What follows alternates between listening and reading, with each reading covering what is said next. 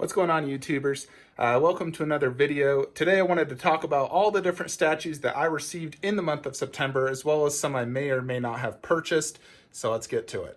Okay, so first we're going to talk about some of the statues that I received during the month of September and just a few thoughts regarding it, and I'll talk about my top 3 favorite as well. So first statue I received was this Tweeterhead Pennywise, as well as this Diamond Select Pennywise in a box.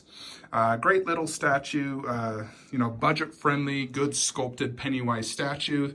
Not perfect, but it's a nice Pennywise statue. Semi fits with other Horror One Force, but wasn't very expensive, $360 or something like that. But Tweeterhead Pennywise was my first arrival, along with the Diamond Select Pennywise in the box. And we received the XM Studios Predator statue. This was not something I really anticipated in purchasing, but eventually I made it work. I got the shelving here for this wall.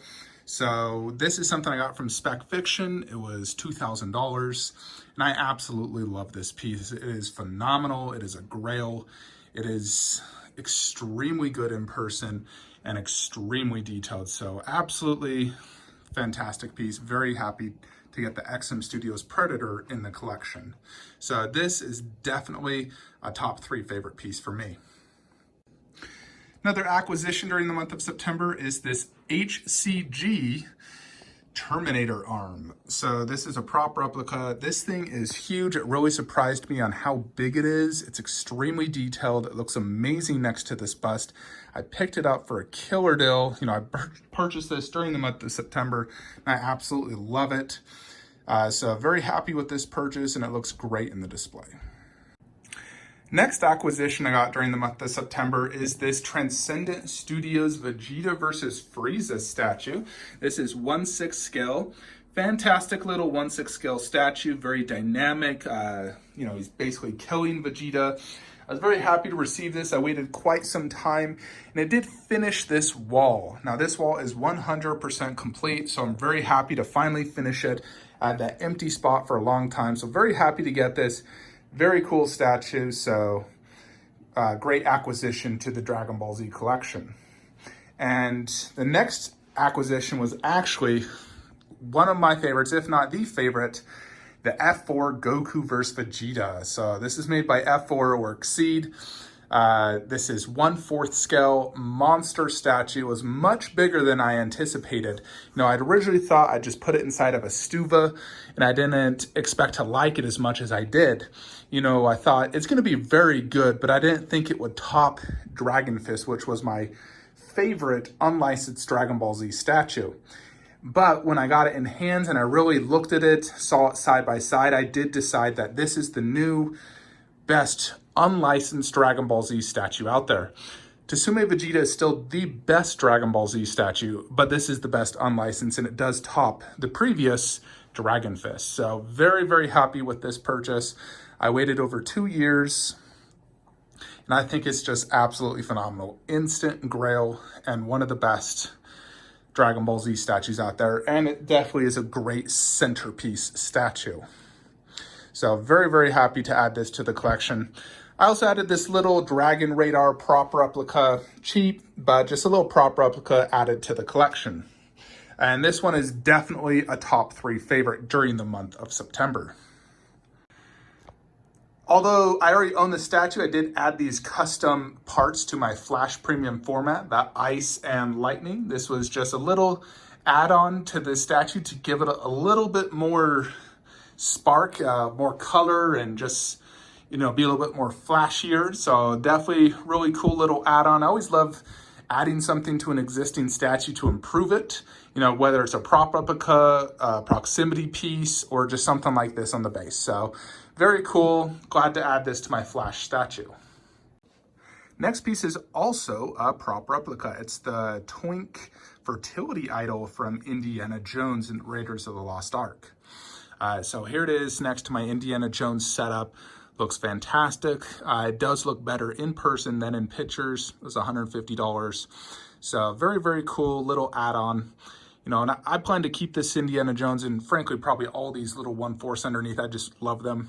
So very cool add-on and something I'm definitely happy I purchased. And the final piece I added is the Batman half scale. This was also $2,000. So this and the XM Predator were my most expensive ones during the month.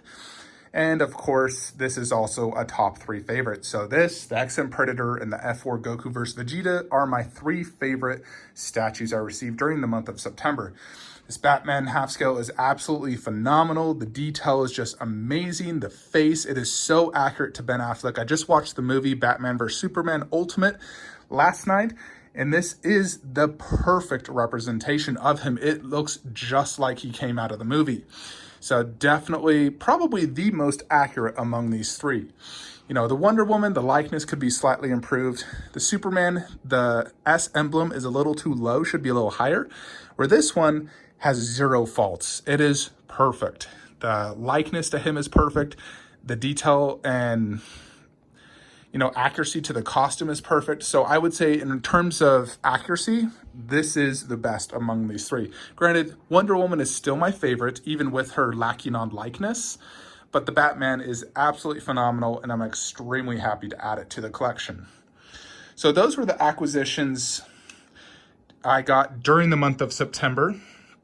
Stay tuned for tomorrow's video where I'll talk about the upcoming statues in October. I also wanted to talk about a few statues I did purchase during the month of September. First is actually one that arrives on Thursday. So you'll see that video Thursday, although I'll probably launch it Friday, but it is a custom Deadpool. It's going to go right here. So this is a 1/4 scale movie Deadpool. I am extremely excited to get this. I'm a huge fan of Deadpool. I got the comic version from Sideshow, but I'm a movie collector at heart. I got my movie Hugh Jackman Wolverine, and it's going to go absolutely perfect here in the display. It's about the same height as Spider-Man. It'll fit perfectly in this display case, has tons of switch outs, so I'm super excited to bring that to you. So that was a purchase made during the month of September. Another purchase I made was the Prime One Indoraptor. This was something I really tried to avoid in purchasing, but it is a companion piece to Blue, and I'm a sucker for companion pieces. Plus, I think it's just a really cool looking dinosaur, even though it is from probably my least favorite Jurassic movie. But most of my dinosaurs are 1/6, so I've definitely, decided to pick it up. It's gonna go right there. Prime One also revealed their Dilophosaurus statue, and I'm pretty confident it could actually fit right there. So I'm definitely considering picking that up. I'm not gonna pre-order it. I'm gonna wait till it's in hands. I don't think it'll sell out. And lately, these days, I don't feel the need to really pre-order anything. I'd either just buy it once it's in stock, not commit to it. And then if you change your mind, you lose your deposit. But definitely, most likely going to be picking that up. Looks like it'll fit in that display. Definitely height-wise. Width, they do 2 different widths. So as long as the smaller width, it should fit. I believe the maximum width is because of the leaves, which you could technically move. But I'm pretty confident it'll fit. So definitely, if it does, I'll put it right there. So that's definitely what I'm considering and getting. But those are the 2 dinosaur statues that I'm definitely considering for the collection. So those are the statues that I pretty much bought or pre-ordered during the month of September, ones I received. Now I wanted to talk about a few statues that I got tempted to order, but I did resist. I may pick them up in the future, who knows, but for now I'm staying strong, resisting. As you all know, statue collecting is a addiction, and it's almost like never ending because companies, they're businesses, they want to make money. So they're going to keep creating statues they want people to buy. So they make amazing statues. So first up, the 2 Transformer statues definitely really caught my eye that I'm like, man, I would love to own those. First would be the Queen Studios Bumblebee bust. This thing looks absolutely amazing. Definitely a centerpiece, a grail. I am a huge Bumblebee fan. I previously owned a Chevy Camaro Bumblebee style because I loved him so much. Sold it to God Tesla though. But I'm a huge Bumblebee fan, and I'd love to own this. And it's actually priced extremely good, in my opinion, for what you get. Now, reasons I am so far resisting this is simply space. This is my Transformer room. And as you can see, it's also a weight room. So I got a little martial arts corner over there. So that Bumblebee bust is as big as Shockwave. It's 3 feet wide, deep, and tall. So it would be extremely difficult to display that in this room. In addition, I would have to sell something. And I absolutely love my display right now. I think it's pretty much perfect. I don't want to change anything in here. I think it's just perfect. I got my two favorite movies, Transformers 3 and 4, perfect representations of all my favorite characters in each movie. In addition, I already have Bumblebee there, and there, plus the little car. So I don't really need it. Frankly, we don't need any statues. This is all just a want. But I'm staying strong. I'm just like, I don't have space. I mean, sure, I could sell Grimlock, and then that would fund Bumblebee bust. But frankly, I think I'd still rather just have Grimlock. I love that Grimlock. It's one of my favorite statues. So I am, for right now, definitely resisting the Bumblebee bust. The second one is the Dark Side of the Moon Megatron. Now I have the Revenge of the Fallen one. And I do think design-wise, I prefer the look of this one. This is also the movie where he was more tough. He was tougher in Revenge of the Fallen than Dark Side of the Moon. Dark Side of the Moon, he was, frankly, didn't do much outside of, resurrect Sentinel Prime and convert him over. But he didn't do much. He definitely looks extremely cool, but I do prefer the more silver versus the brown look. But I'm definitely digging the Prime 1 Dark Side of the Moon Megatron. I love the sand base. Switch outs are cool. I love the little bugs. All the different little add-ons, but it's also $2,700, and that's a lot of money. And I'm very happy with this one. I do have the battle damaged head, which I love from Dark Side of the Moon. And I also got this for basically $300. So I'm not looking to spend $2,700 on a Megatron, plus it won't ship for 2 years. So I am going to refrain from buying that Megatron. And the last item that went up for pre-order that I have resisted so far in pre-ordering is the Queen Studios half-scale Iron Man Mark 7. So I thought I would get it, sell this off, and put it there. And the reason I haven't pre-ordered it yet, I do think the price is pretty decent, but it won't fit in my display case. And I am extremely limited on display. As you can see, I can't really move those shelves to the right. If I do, I won't have sufficient walking space. And I'm a big dude, so I need to be able to walk and not hit my Venom bust and knock it over. So I can't really change out my display case. I could make it, a little deeper, but I can't make it wider. I already made this wider, and now that's at maximum width, no more on each side. So the Queen Studios Iron Man is 31 inches width, and that's 23 on that shelf. The only way I could truly get it is if I got rid of the glass shelf and did another Besta there.